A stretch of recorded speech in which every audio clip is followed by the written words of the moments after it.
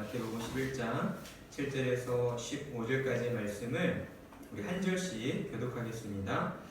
그들이 떠나매 예수께서 우리에게 요한에 대하여 말씀하시되 너희가 무엇을 보려고 광야에 나갔더냐 바람에 흔들리는 갈대냐. 그러면 너희가 무엇을 보려고 나갔더냐 부드러운 옷 입은 사람이냐 부드러운 옷을 입은 사람들은 왕궁에 있느니라. 그러면 너희가 어찌하여 나갔더냐 선지자를 보기 위함이었더냐. 옳다 내가 너희에게 이르노니 선지자보다 더 나은 자니라.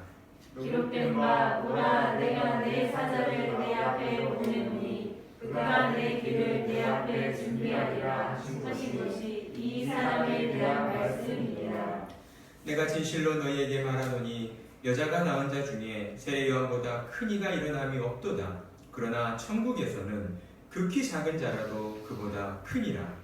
세례 요한의 때부터 지금까지 천국은 침노를 당하나니 침노하는 자는 빼앗느니라. 모든 선지자와 율법이 예언한 것은 요한까지니 만일 너희가 즐겨 받을진대 오리라 한 엘리야가 곧 이 사람이라. 함께 읽겠습니다. 귀 있는 자는 들을지어다. 아멘.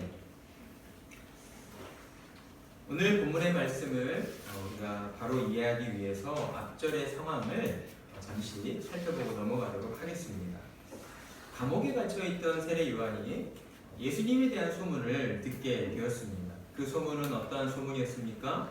마태복음 11장 18절과 19절에 기록되어 있는 것처럼 세례 요한은 귀신 들렸다. 그리고 예수님은 율법을 무시하는 자요, 부정한 자요, 거짓 교사이다 라고 하는 소문이었습니다.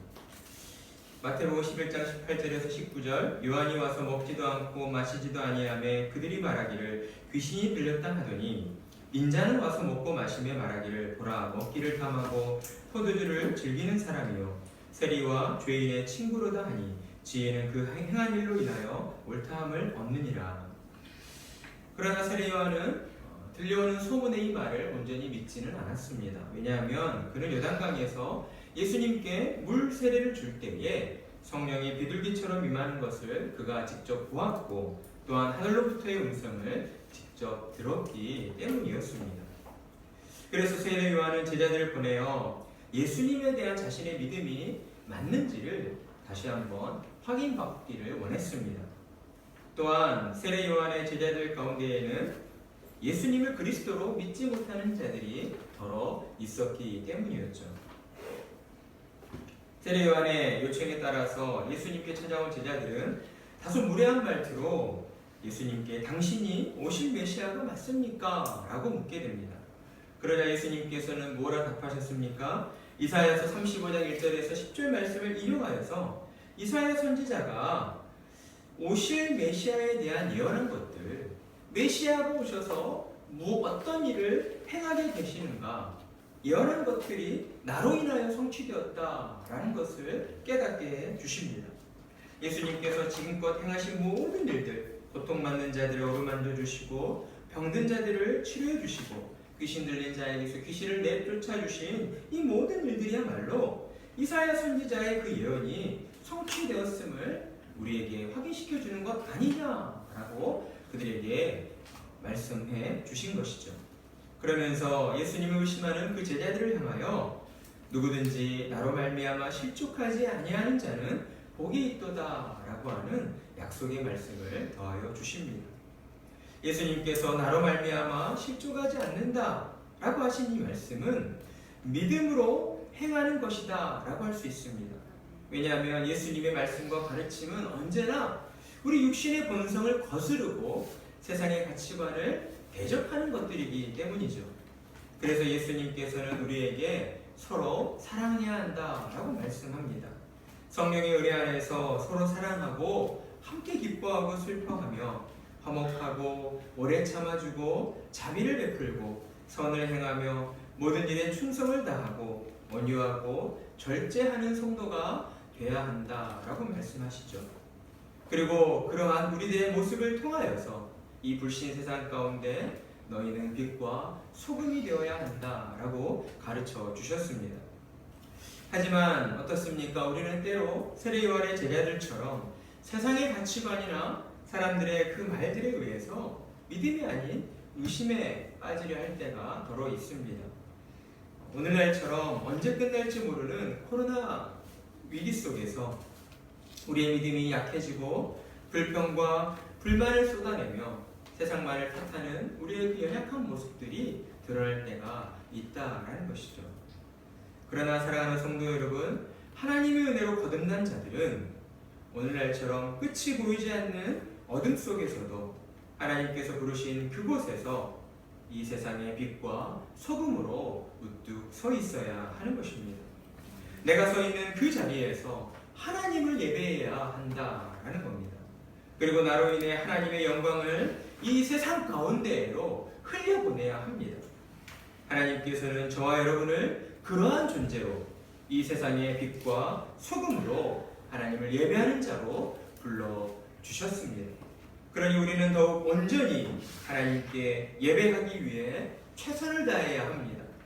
하나님을 향한 온전한 예배가 우리를 통하여 드려질 때에 이 땅의 모든 고통과 시름은 사라지게 될 것입니다. 이 땅에 하나님의 기쁨과 감사가 넘쳐나게 된다라는 것이죠. 그러니 이 시간 말씀을 들으실 때에 현실의 고난과 어려움 속에서도 우리를 사랑한다 말씀하시는 그 하나님 아버지의 손을 붙잡으시고 이 시간 힘차게 날아오르시는 복된 성도님들 되시기를 간절한 마음으로 축복합니다. 오늘 본문은 세례 요한의 제자들이 예수님의 대답을 듣고 이제 돌아가자 예수님께서 무리를 향하여서 세례 요한에 대하여 말씀해 주시는 것으로 시작을 하고 있습니다. 7절의 말씀, 그들이 떠나매 예수께서 무리에게 요한에 대하여 말씀하시되, 예수님이 사람들에게 왜 요한에 대하여 말씀하셨을까? 그것은 우리가 서두에 살펴본 것처럼 사람들 중에 요한과 예수님에 대하여 잘못 알고 있는 사람들, 잘못된 소문으로 인하여 요한과 예수님을 오해하고 있는 자들이 있었기 때문이었습니다.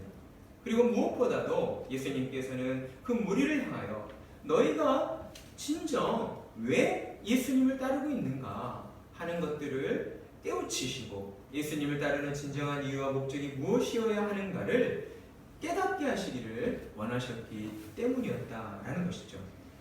그런 그들에게 예수님께서는 먼저 너희가 무엇을 보려고 광야에 나갔더냐라고 질문하십니다.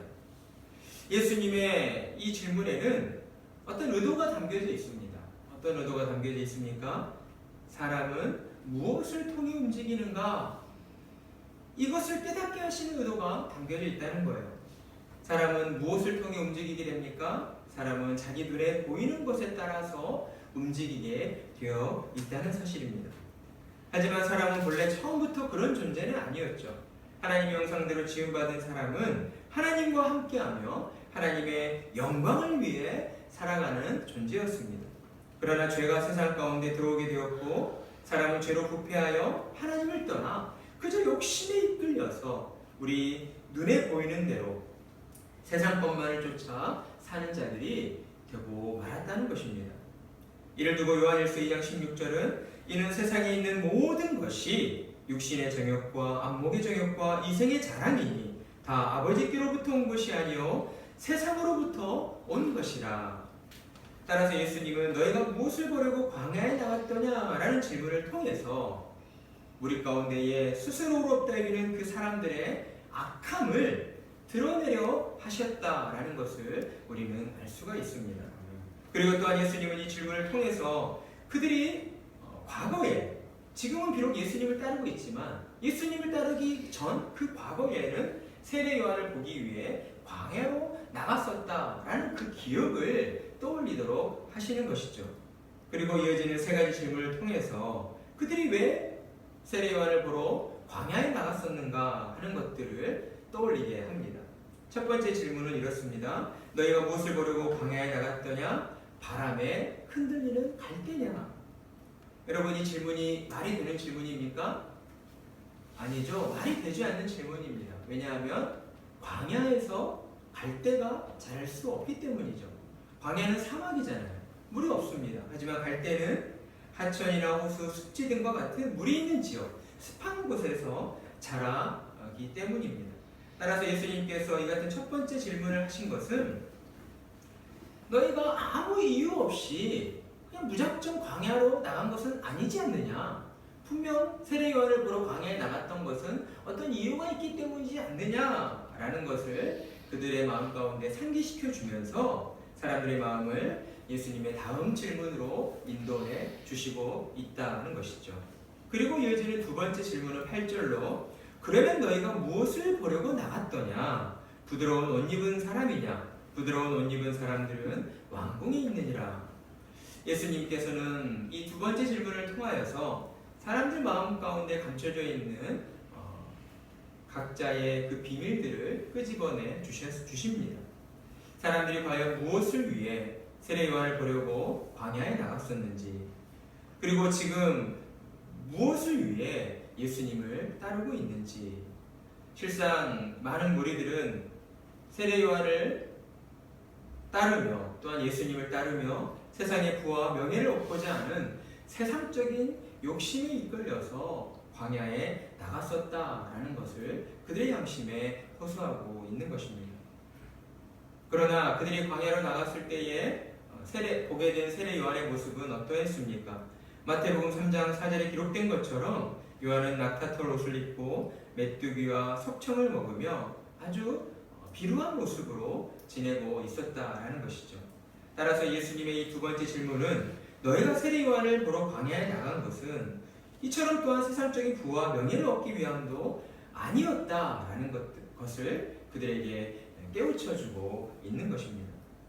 그리고 이어지는 9절로 이제 세 번째 질문을 던지십니다. 그러면 너희가 어찌하여 나갔더냐? 선지자를 보기 위함이었더냐? 옳다. 내가 너희에게 이르노니 선지자보다 더 나은 자니라. 기록된 바 보라 내가 사자를 내 앞에 보내노니 그가 내 길을 내 앞에 준비하리라 하신 것이 이 사람에 대한 말씀이니라. 예수님께서는 세 번째 질문을 통해 너희가 세례 요한을 보러 광야에 나간 것은 너희가 세례 요한을 선지자로 알았기 때문이지 않느냐라고 말씀하시며 요한을 가리켜 선지자보다 더 나은 자이다 라고 높여 주십니다. 그렇다면 예수님께서는 어떠한 의미로 요한을 선지자보다 더 나은 자다, 더 큰 자다라고 높여 주셨을까요? 우리가 예수님의 말씀하신 의미를 바로 알려면 우리는 선지자가 어떤 사람이었는가를 알고 있어야 합니다. 선지자는 어떤 사람이었습니까? 선지자는 하나님께로부터 말씀을 받아서, 중요한 것은 하나님께로부터 말씀을 직접 받는 겁니다. 그러니까 오늘날 어떤 이렇게 종교인 분들 가운데에 내가 하나님께로부터 말씀을 받았다라고 하시는 분들이 있는데 이것은 매우 잘못된 표현입니다. 오늘날 우리는 하나님의 말씀을 무엇을 통해 받게 됩니까? 성경을 통해 받게 됩니다.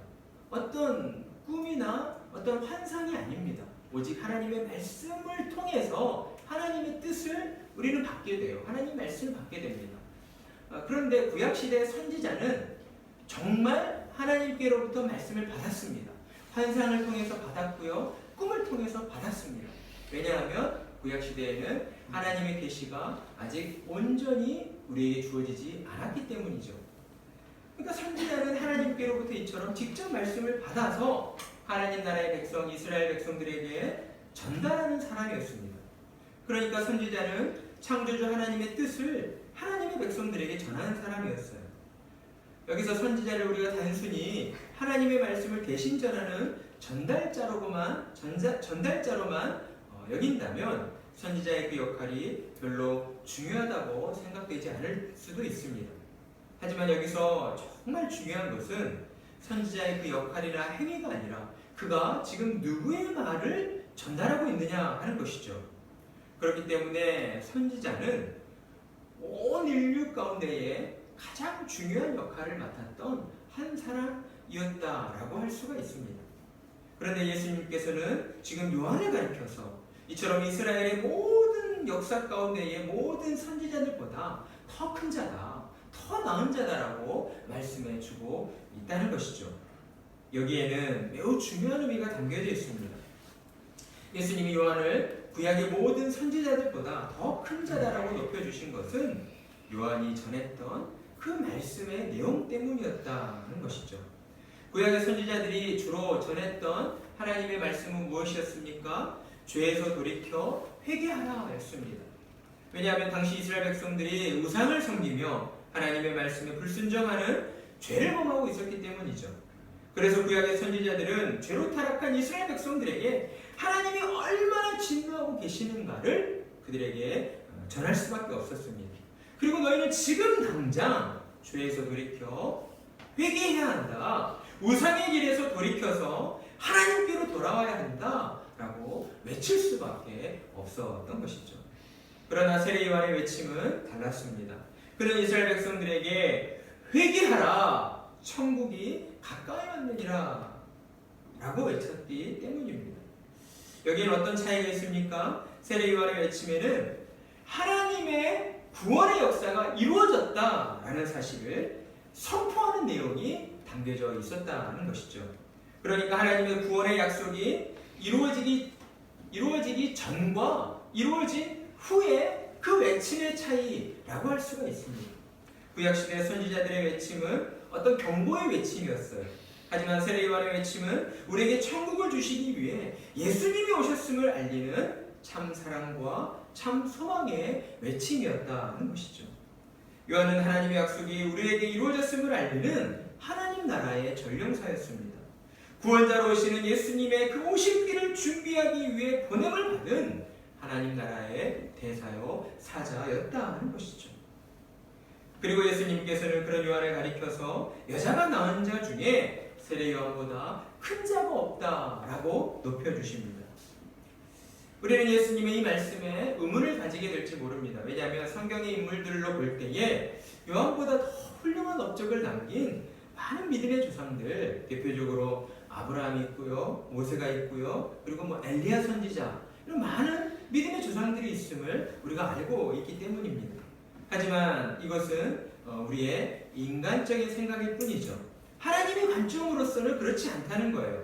물론 구약시대 믿음의 조상들이 훌륭한 분들임에는 맞지만 하나님의 구속사의 관점으로 볼 때에 그들의 역할은 극히 작은 것이었다라고 할 수 있습니다. 사실 구약의 모든 인물들은 모두 앞으로 오실 메시아, 곧 예수님을 가리키는 그림자에 불과한 사람들이었기 때문입니다. 그러나 세례 요한의 역할은 달랐습니다.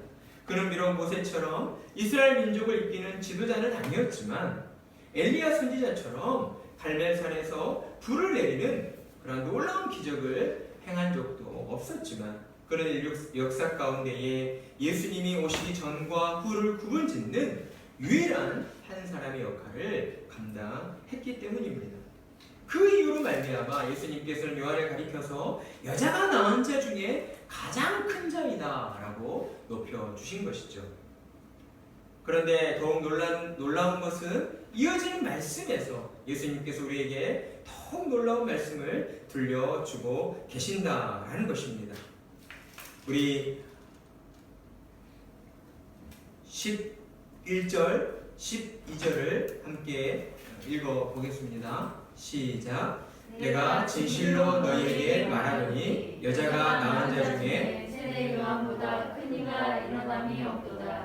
그러나 천국에서는 극히 작은 자라도 그보다 크니라. 세례 요한의 때부터 지금까지 천국은 침노를 당하나니 침노하는 자는 빼앗느니라. 아멘. 여러분 여기에 놀라운 하늘의 비밀이 담겨져 있다는 것을 아십니까?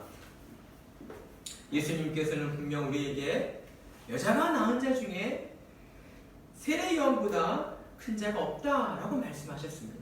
하지만 이어지는 말씀을 통해 볼 때 그러나 라고 말씀하시며 천국에서는 극히 작은 자라도 세례 요한보다 크다라고 우리에게 말씀하셨다는 것이죠.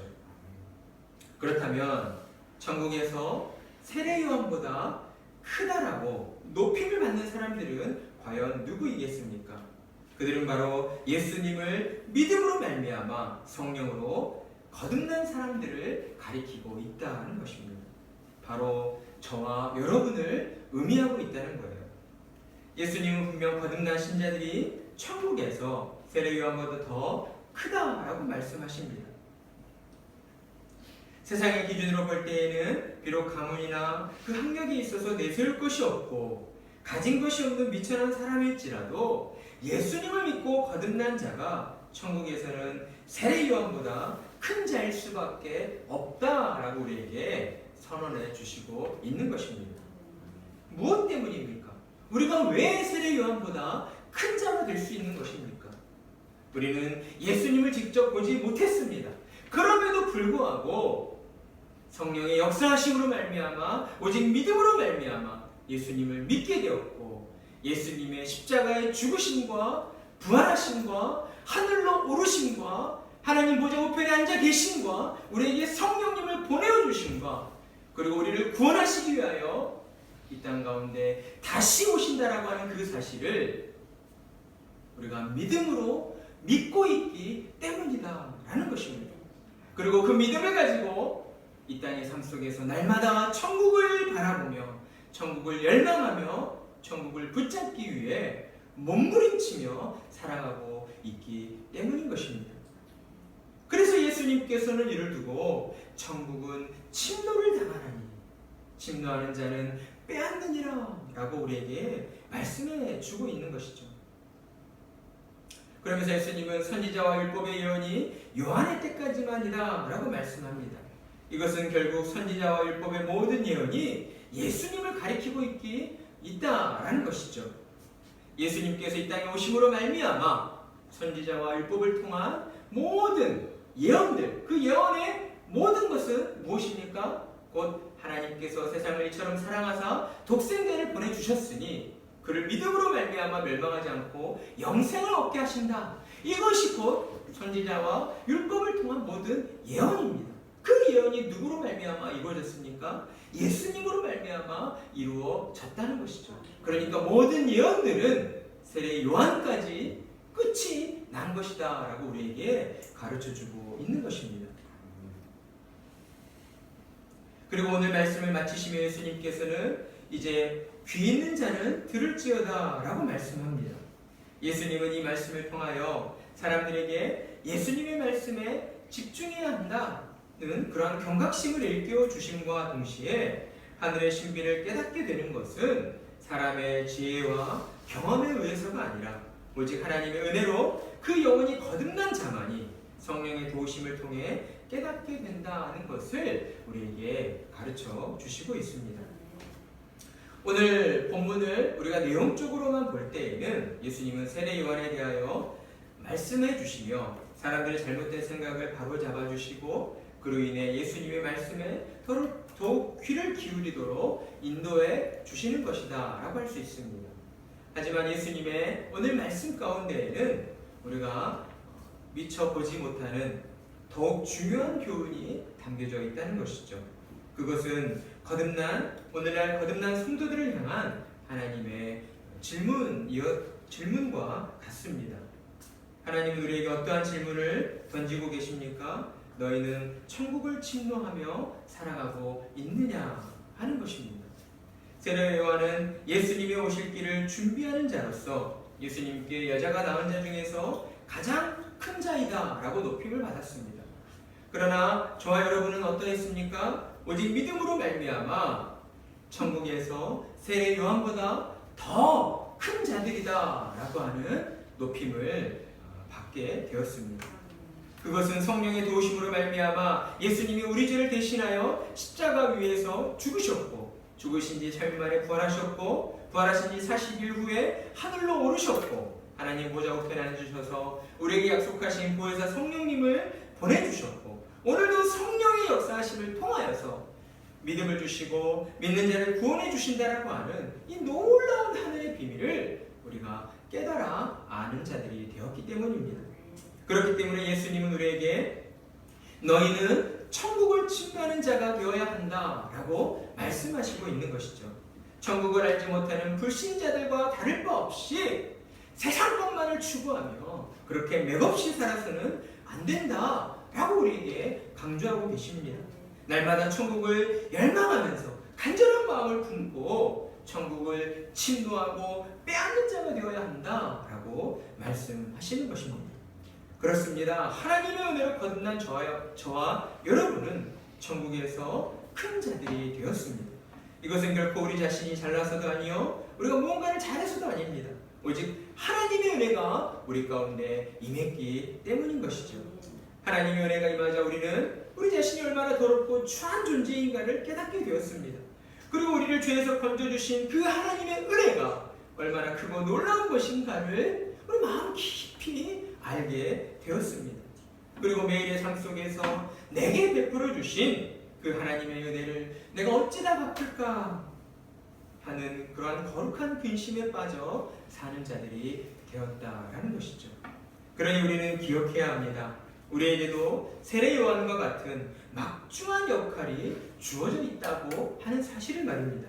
그 역할은 무엇입니까? 다시 오시겠다라고 하신 심판주로 다시 오시겠다라고 약속하신 예수님의 길을 예배하는 자들이 되어야 한다라는 사실입니다.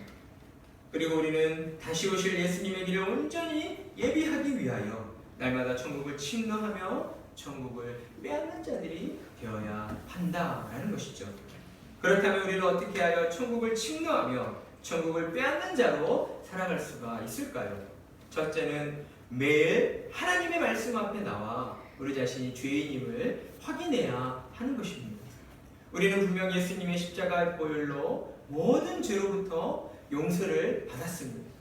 하지만 예수님이 다시 오시기 전까지 우리에게 주어진 그 구원의 약속, 그러니까 우리의 구원은 아직 온전히 이루어진 것은 아니다라는 것이죠. 그러니 우리는 이 땅을 사는 동안 어쩔 수 없이 우리의 발로 더러운 이 땅의 죄를 밟으며 살아갈 수밖에 없는 것입니다. 그러니 우리는 매일 하나님의 말씀 앞으로 나와서 우리 발에 묻어있는 때를 씻어내야 합니다. 그러면서 날마다 하나님만을 믿고 의지하는 자리로 천국을 침노하는 자리로 나아가야 하는 것이죠. 그리고 두 번째는 우리의 보물을 하늘에 쌓아두는 자가 되어야 합니다. 우리가 하나님의 말씀으로 죄인임을 우리가 깨달아 알게 되었다면 이제는 우리의 소망이 어디에 있는가를 우리는 바로 알고 있어야 합니다. 예수님께서는 우리에게 보물이 있는 곳에 내 마음도 있다 하셨습니다. 그렇습니다. 우리는 어쩔 수 없이 우리가 소중히 여기는 것을 위하여 살아가는 자들입니다. 그렇다면 하나님의 은혜로 거듭난 저와 여러분은 이 땅을 사는 동안 무엇을 소망하며 무엇을 위하여 살아야 하겠습니까? 하나님 나라 천국에 우리의 보물이 있음을 알고 우리는 더욱 철저하게 하나님만을 섬기며 살아가야 한다는 것이죠. 곁눈질하지 않고 딴청 피우지 않고 더욱 온전히 하나님만을 섬기며 하나님의 말씀에 순종하는 자가 되어야 하는 것입니다. 그것은 우리가 서 있는 모든 자리에서 온전한 마음으로 하나님을 예배하며 사는 것이다 라고 할 수 있습니다. 그러니 매일의 삶 속에서 우리의 마음을 더욱 하나님께로 향하시고 하나님을 생각하시며 하나님을 예배하는 자로 살아가시는 성도님들 되시기를 바랍니다.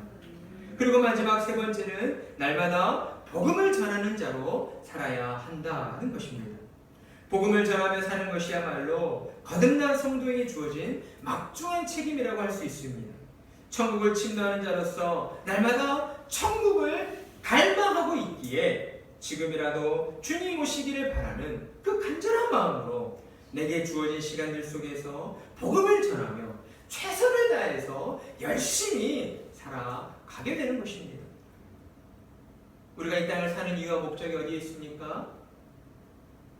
하나님의 영광을 위하여 사는 것입니다.